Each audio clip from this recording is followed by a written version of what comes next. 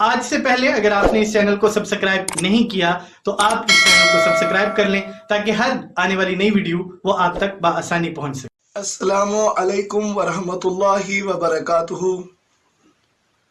Computer science classroom में आपको खुश आमदीद। प्रोफेसर मोहम्मद हसन हाशमी साहब की इजाज़त से मैं मोहम्मद अनस हाशमी और उनका कैमरामैन, उनके हुक्म से आज मैं आपके साथ वीडियो शेयर कर रहा हूं। आज इस वीडियो में जिस टॉपिक पर हम बहस करेंगे उसमें हम देखेंगे कि विंडोज़ सिस्टम को इंस्टॉल करने के बाद हमें किन किन टूल्स की ज़रूरत पेश आती है और सबसे अहम सॉफ्टवेयर या टूल्स कौन कौन से हैं। सबसे पहले जब हम विंडोज़ सिस्टम को इंस्टॉल कर लेते हैं तो उसके बाद हमें सबसे पहले क्रोम नुमा ब्राउज़र की ज़रूरत पेश आती है और इसके अलावा मुख्तलिफ ब्राउज़र्स मसलन जिसमें क्रोम सरफेरिस्ट, Explorer, UC browser, Opera Mini. अब ब्राउज़र को इंस्टॉल करने के बाद और इन्हें यूज़ करने के बाद जो सबसे अहम और इम्पोर्टेंट सॉफ्टवेयर होते हैं जो हमारी विंडो में एज ए मीडिया प्लेयर काम करते हैं,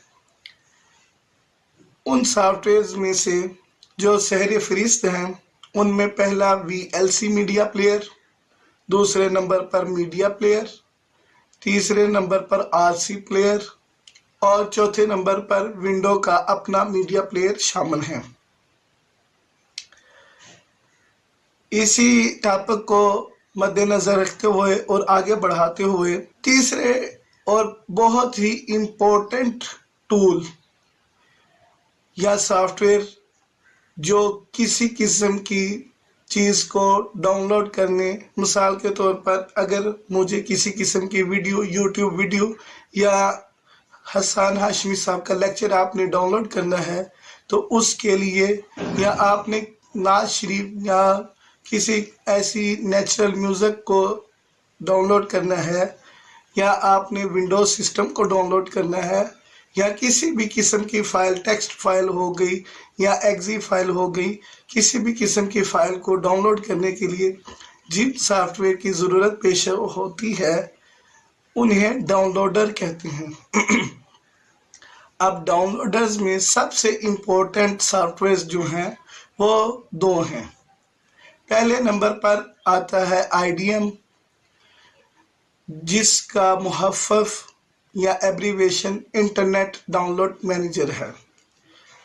इस टाइम दुनिया में सबसे टॉप रेटिंग पर जो डाउनलोडर मौजूद है वो IDM है। इसके बाद जो गेमिंग वगैरह और जो बड़ी फाइलों को डाउनलोड करने के लिए जो सॉफ्टवेयर है या टूल है उसे हम uTorrent कहते हैं, इसे टॉरनेट भी कहा जाता है।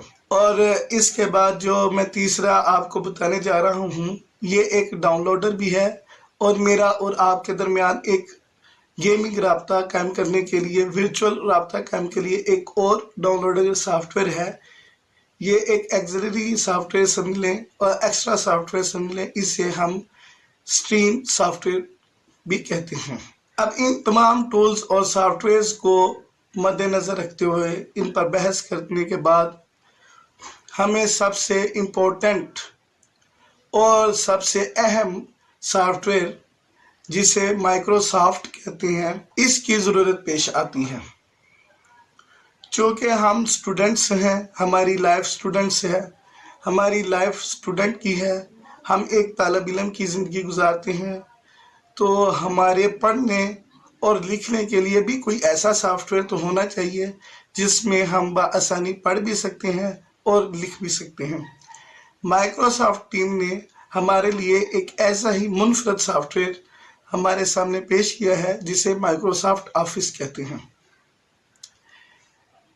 ये मुख्तलिफ छोटे छोटे टूल्स का कम्बिनेशन होता है जिसमें सबसे पहले हम अपनी राइटिंग स्किल्स को बयान कर सकते हैं, अपनी राइटिंग कर सकते हैं उस टूल की मदद से। इसके बाद हम अपनी रोज़मर्रा बिजनेस یا کاروباری زندگی کے پیش نظر آنے والے معاملات کو